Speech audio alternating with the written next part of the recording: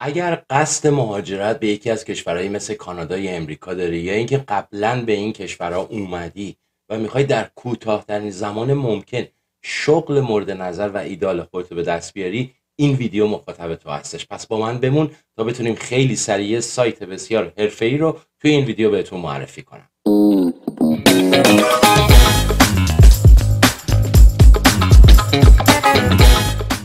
خب دوستان سلام، به کانال اسمارت لایف پثفایندر یا رهیاب یک زندگی موفق، یک زندگی هوشمند خوش اومدید. خیلی سریع بریم سر اصل مطلب. این روزا شاهد این هستیم که خیلی از فارسی زبانهای عزیز توی گروه‌های تلگرامی مربوط به شهر خودشون، حالا اگر اومدن اینجا یا اینکه از ایران حتی توی این گروه‌های تلگرامی خارج از کشور هستن و در اونجا جستجوی شغل میکنن. یعنی در واقع به دنبال شغل هستن، رزومه‌شون رو ارسال میکنن و احیانا پستایی رو تهیه بکنن و توی اون گروه ها پخش بکنن مبنی بر اینکه ما جویای کار هستیم و با این سوابق کاری میخوایم شغل مورد نظر خودمون رو پیدا بکنیم. خب ابتدا به ساکن عرض بکنم که این ویدیو الان مخاطب دو دسته از عزیزان خواهد شد. دسته اول اونایی هستن که قبلا مهاجرت کردن و حالا دوست دارن شغل مورد نظر خودشون رو تو کوتاه‌ترین مدت زمان ممکن پیدا بکنن.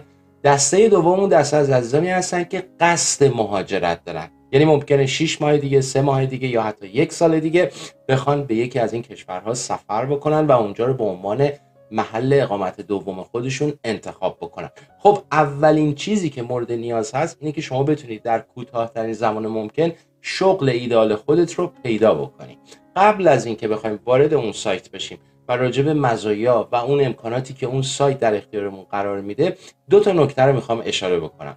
نکته اول این که رزومتون رو دوستان هر زمان که شما یک مقطع زمانی رو پشت سر میگذارین، رزومتون رو به روز رسانی بکنین که توی ویدیوهای دیگه توی همین کانال راجع به رزومه هم به طور مفصل صحبت کردیم. نکته دوم، با توجه به 3 ویدیوهای قبلی که با هم تو همین کانال در ارتباط با مصاحبه‌های شغلی هست، میتونید از اون استفاده بکنید و تمرین بکنید تا زمانی که شما میایید وارد این سایت میشید و رزومه خودتون رو آپلود میکنید، بتونید به مجرد اینکه از طرف ریکروترها یا آژانس‌های کاریابی یا بخش دوم خود کارفرماها به طور مستقیم درخواست دریافت کردید مبنی بر مصاحبه حضوری یا تلفنی، بتونید با اون سوالات تمرین کرده باشید و خیلی سریع مسلط بتونید توی جلسه مصاحبه شغلیتون حاضر بشید. خب بدون معطلی وقت بریم سراغ سایتی که میخوام امروز بهتون معرفی بکنم. سایت بسیار بسیار محبوبی هستش به نام indeed.com. این سایت در حوزه امریکا و همینطور اروپا و همینطور در کانادا فعال هست. خیلی از مؤسسات کاریابی توی این سایت میان پروفایل های خودشون رو ایجاد میکنن و اقدام میکنن برای شناسایی افراد.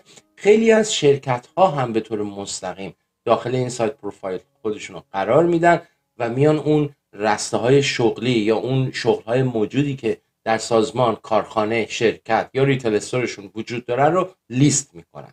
خب نکته ای که توی این سایت خیلی مهمه و به ما کمک میکنه اینه که ما میتونیم خیلی راحت رنج حقوق هایی که به صورت پرداختی از طرف کارفرماها پیشنهاد میشه رو شناسایی بکنیم. یعنی شما بر اساس اون رزومه‌ای که دارید، بر اساس اون سوابق شغلی که دارین، به راحتی میتونید رنج حقوقی دریافتی خودتون رو در بعد و شروع کار پیدا بکنید. چند تا نکته رو قبل از اینکه وارد سایت بشیم با هم دیگه قرار بذاریم. رزومتون سعی کنید دوستان خیلی طولانی نباشه، بیشتر از 3 صفحه نشه، چون استانداردها تقریبا بین 2 صفحه تا 3 صفحه هستش، بسته به نوع فونت، فاصله گذاری و سایز فونتی که استفاده میکنید. نکته دوم، برای عزیزانی که مهاجرت میکنن و وارد این دسته از کشورها میشن، 10 سال آخر برای اون کارفرماها مهمه. یعنی سوابق شغلی شما، اگر حتی شما با 20 سال 25 سال سابقه کاری وارد این کشورها شدید و حالا میخواید یک پست مدیریتی رو جستجو بکنید، میخواید یک پست سوپروایزری رو جستجو بکنین، برای این دسته از کارفرماها 10 سال آخر تا کنون براشون اهمیت داره. پس بنابراین اگر تجربیات شغلی داشتید که مربوط به 20 سال پیش بوده یا بیشتر، لطفاً اونا رو از توی رزومه‌تون خارج بکنید و هر اون چیزی که وجود داره از 10 سال گذشته تا کنون رو توی رزومه‌تون قرار بدید.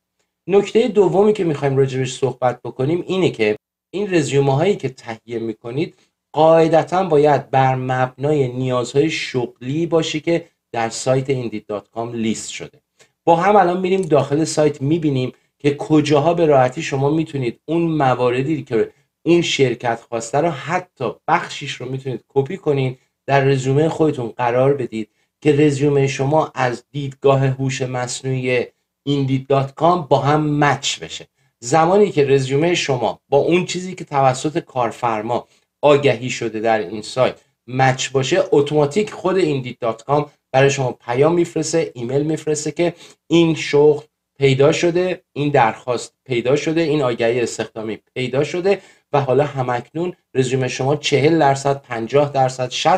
60% یا حتی بیشتر 90% با اسپسیفیکیشن یا مختصات کاری که در این شغل قید شده سازگار هستش، مچ هستش. بنابراین شما رو دعوت میکنه به اینکه حالا کلیک بکنید و وارد اون بخش بشین، اون شغل رو مشاهده بکنید.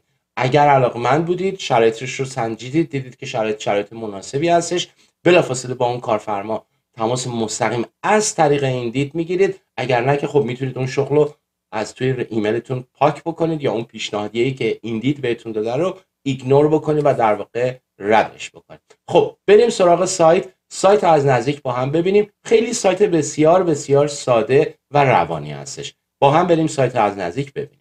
اگه تا اینجای برنامه این ویدیو برای جذاب بوده، برای حمایت از ما خواهش میکنم که اون دکمه ساب رو بزن، زنگوله رو هم همینطور، که به مجرد اینکه محتوای بعدی مرتبط با این دسته از موارد منتشر شد، شما اولین نفری باشی که نوتیفیکیشن ما رو دریافت میکنی و با خبر میشی و میتونی خیلی سریع و زود بیای این ویدیو رو ببینی. با هم بریم سراغ سایت. اینجا تو موتور جستجوی خودمون قرار میگیریم. من الان سایت ایندید رو صدا میکنم، indeed.com. خب همطور که میبینید جاب سرچ ایندید اینجا ظاهر میشه.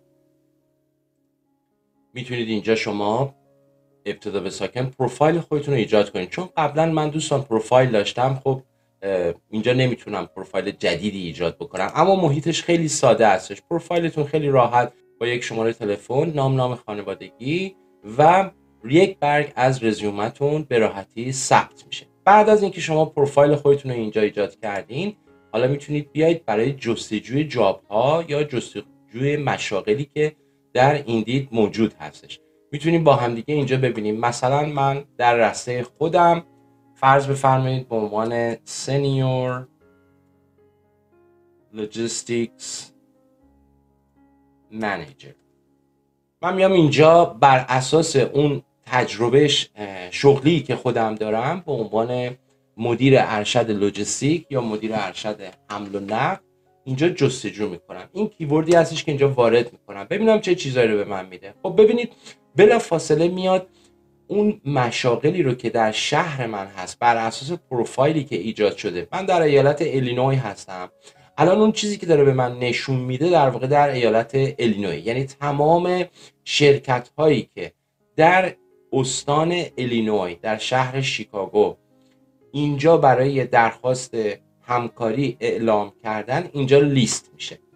تمام محدوده های شهری، مثلا شهر دیسپلین، شهر فرض فرمایید این حالا هیبرید هستش به صورت دورکاریه، مثلا به عنوان نمونه شهر گلندیل هایتس یا مثلا شهر کارول استریم و همینطور این لیست ادامه پیدا میکنه. خب یه نمونهشو دوستان میخوایم با هم دیگه باز کنیم. خب یه نمونه رو مثلا به عنوان نمونه الان با هم ببینیم. ببینید مثلا در این شرکت به عنوان نمونه این شرکت اومده آگهی کرده و اعلام کرده که hiring multiple candidates، یعنی یه تعداد کاندیداهای متعددی رو داره جذب کنه. رنج حقوقی که براشون در نظر گرفته شده بر اساس رزومه هاشون و بر اساس سوابق شغلی که دارن بین 55 تا 100 هزار دلار در سال هستش. این 100 هزار دلار در سال دیگه بستگی به مصاحبه شما داره، بستگی به سوابق و رزومه شما داره. نکته‌ای که جالبه عرض کردم، ببینید شرکت دیگری این جدیدن میبینید که آیکون نیو روشن هستش به عنوان اپریشن دیسپچ منیجر، مدیر اپریشن یا مدیر عملیات یا مدیر دیسپچر. این شرکت در شهر وستچستر هستش نام شرکت اینجا قید شده، رنج حقوقی که پیشنهاد میکنه بین 75 تا 105 هزار دلار هستش و حالا به عنوان نمونه ما میتونیم اینو ابتدا ببینیم، جزئیاتش رو ببینیم. خب همونطور که میبینید پروفایل خود شرکت رو گذاشته، پرداختشون بین عدد 75 تا 105 هزار دلار هست، جاب تایپش یا نوع شغلش به صورت فول تایمه، شیفتی که احتیاج دارن اینکلود یا مشمول در واقع هم شیفت های روزانه هستش هم شیفت های آخر هفته. مکان این شرکت کجا هست اینجا قید شده و بقیه مواردی که اینجا شما باهاش کار دارید. نمونهش رو با هم ببینیم. ابتدا به ساکن اینه که چه بنفیت یا چه مزایایی رو در اختیار شما میذاره. حالا این شرکت یه مقدار بنفیتاش کم از نظر من، حداقل باید 9 تا 10 تا براتون مزایا رو اینجا لیست بکنه. خب اینجا 3 تا لیست شده: دنتال اینشورنس، بیمه دندان پزشکی، هلت اینشورنس، بیمه سلامت، پید تایم آف یا در واقع مرخصی با حقوق. خب ابتدا اومده شرکت رو اینجا معرفی کرده که این شرکت چی هستش، تو چه زمینه داره فعالیت میکنه. بعد از اون میاد اینجا essential duties and responsibilities، یعنی اون مسئولیت ها و وظایف حیاتی که باید شما به عنوان فردی که دارید برای این شغل تقاضا میکنید داشته باشید و آگاه باشید. یکی یکی موارد دوستان باید مطالعه بکنید، هر اون چیزی که نزدیک به صنف شما هستش رو ببینید تا چقدر با شما مچ هست.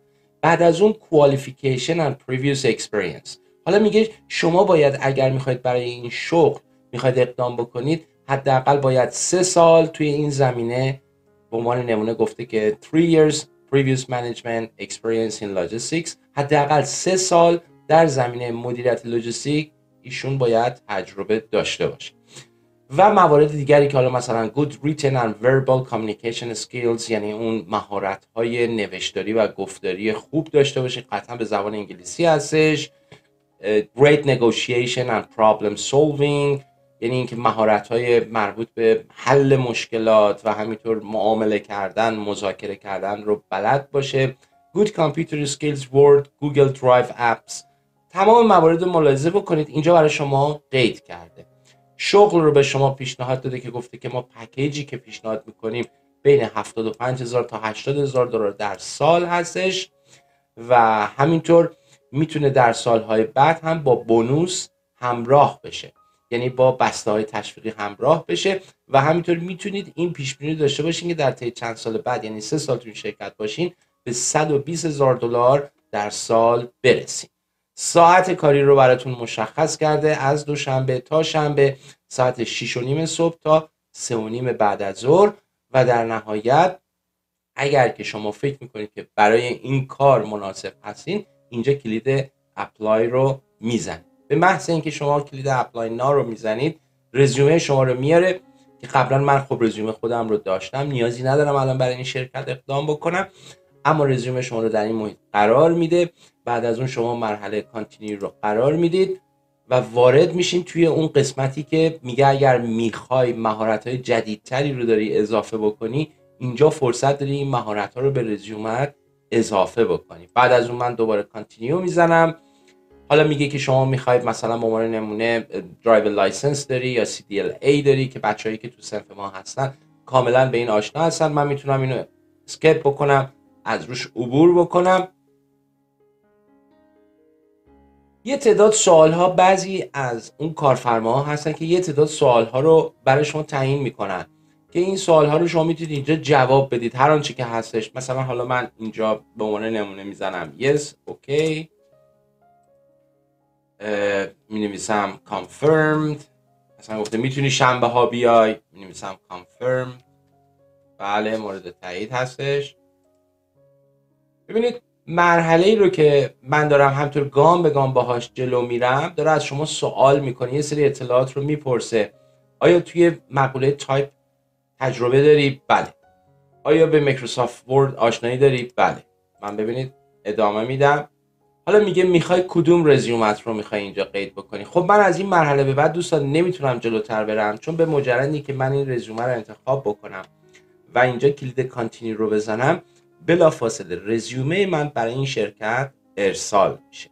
بعد از اینکه رزیومه من ارسال شد ما میتونیم در ایمیل خودمون نمونه ایمیلی رو دریافت بکنیم که به ما یک کانفرمیشن میده، به ما میگه که خب شما رزومتون رو برای این شرکت ارسال کردید، منتظر پاسخ باشید تا چند روز آینده. خب برگردیم به بحث اصلی خودمون. زمانی که شما این رزومه رو ارسال میکنید به معنای این نیستش که شما 100% با شما تماس خواهد گرفته شد، به این دلیل که خیلی از عزیزان هستن که میرن از جاهای مختلف و برای این شغل اقدام میکنن. یه دفعه میبینید اون شرکت میخواد به عنوان نمونه 2 نفر رو جذب کنه، اما بالغ بر 150 نفر برای این شغل اقدام میکنن. دپارتمان HR یا همون منابع انسانی یا کارگزینی میاد اون رزومه هایی رو که دریافت کرده رو یک به یک از طریق همین سایت مطالعه میکنن و اون دسته از رزومه هایی که براشون جذاب هست و فکر میکنن که بالای 50% با شغلی که اعلام کردن مچ هست رو صدا میکنن. پس در اون حالت بلافاصله برای شما از همون شرکت نامه میاد از طریق ایمیل در همین پروفایل ایندید. همیشه دوستان مراقب باشین، هم پروفایل ایندیدتون رو مرتب چک بکنید بعد از اینکه رزومه سابمیت کردید، تحویل دادید، یا اینکه ایمیلتون رو مرتب چک کنید، چون در هر دو حالت ایندید برای شما میفرسته. هم از طریق ایمیل میفرسته جداگانه در اینباکس ایمیل خودتون قرار میگیره، یا از طریق پروفایلتون در اینباکس ایندید پروفایل شما قرار میگیره.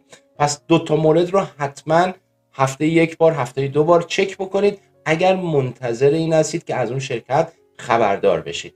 خب به مجرد اینکه شما اون اطلاعات رو گرفتید و اون شرکت از طریق ایندید با شما تماس حاصل کرد، حالا وقتش هستش که شما متوجه بشید که آیا مصاحبه حضوری شما میخواد به صورت تلفنی باشه یا میخواد به صورت حضوری باشه. اگر مصاحبه شما به صورت حضوری میخواد باشه که بالای 95% الان دیگه بعد از دوره کرونا تمامی مصاحبه به صورت حضوری داره برگزار میشه، مگر اینکه دفتر مرکزی اون شرکت در یک ایالت دیگری باشه و مسئولین کارگزینی در شهر دیگری باشن، اونها بخوان با شما تماس بگیرن به صورت زوم کال یا مایکروسافت تیم یا گوگل میت یا هر کدوم از این ابزارهای مختلف تصویری باهاتون مصاحبه میکنن. اما اگر که دفتر و اون بخش کارگزینی اون شرکت در شهری که خودتون اقامت دارید باشه، قطعا شما رو میخوان که با شما حضوری مصاحبه شغلی داشته باشن.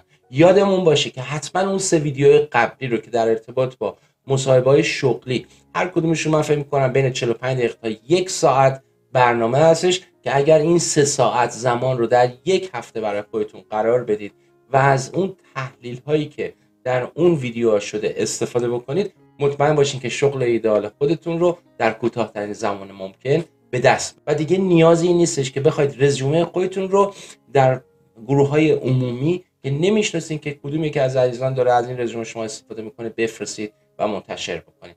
پس مستقیما میرین سراغ منبعی که میتونه به راحتی استعدادهای شما رو شناسایی بکنه و اون شغل ایدئال شما رو بهتون معرفی بکنه. خب فکر میکنم تا اینجای کار کافی باشه. امیدوارم که این ویدیو براتون مفید واقع شده باشه. حتما توی سایت indeed.com برید، شغل‌ها رو یکی یکی ببینید، با توجه به شرایط سوابق کاری خودتون رنج حقوقی که شما میتونید شایستگیشو داشته باشید رو به دست بیارین. بدون اطلاع وارد جلسه مصاحبه شغلی نشین اگر رنج حقوق دریافتیتون رو هنوز شناسایی نکردید. پس این سایت indeed.com به شما خیلی کمک میکنه که اون رزومه به خوبی آپلود بشه، در معرض دید تمامی مؤسسات کاریابی و همینطور کارفرما قرار بگیره. نکته مهمترش اینه که شما با اون جاب دیسکریپشن ها آشنا میشین، با اون دیوتیز ها، با اون ریسپانسیبیلیتی ها، با اون شرح وظایف و مسئولیت ها آشنا میشین و خودتون رو تجهیز میکنین. رزومه خودتون رو بر مبنای اون تنظیم میکنید و برای اون شرکت از طریق سایت indeed.com ارسال میکنید. اگر تا اینجا این ویدیو براتون مفید بود، خواهش میکنم که دکمه ساب رو بزنید، زنگوله رو همینطور، که به زودی ویدیوهای بسیار جذابتری در راه هست که بتونیم اونها رو هم به زودی منتشر بکنیم و شما اولین نفری باشی که از اون ویدیو با خبر میشی و استفاده بکنی. دوستان یادتون باشه، از خاطرتون فراموش نشه، ما یک ویدیو مجزا داریم تهیه میکنیم در ارتباط با پکیج مزایاهایی که کمپانی‌ها اینجا در اختیار کارمنداشون قرار میدن. خیلی خوبه که آگاه باشید که بدونید با شرکتی که دارید وارد مذاکره شغلی میشین چه مزایاهایی رو میخواد برای شما در نظر بگیره. خب مثل همه جای دنیا اینجا هم شرکت‌هایی هستن که در برخی موارد یه مقدار کوتاهی میکنن و اون مزایاها رو ممکن در اختیار شما قرار ندن. اما اگر شما آگاه باشید به اون حق و حقوقی که میتونید داشته باشید و از این مزایا استفاده بکنید در شغل خودتون، در محل کار خودتون، قطعا اون کارفرما هم متوجه خواهد بود که شما کاملا این اطلاعات رو میدونید. بنابراین بر اساس استانداردها حتما اون پکیج رو به شما معرفی میکنه. منتظر اون ویدیو باشید که ما بتونیم به زودی اون رو هم براتون منتشر بکنیم که در راستای همین مواردی که ما در ایندید صحبت کردیم و اون شرکتایی که لیست کردن که چه پکیج و چه مزایایی رو در اختیار شما قرار میدن کاملا مسلط باشید. خب تا ویدیو بعدی دوستان، بدرود.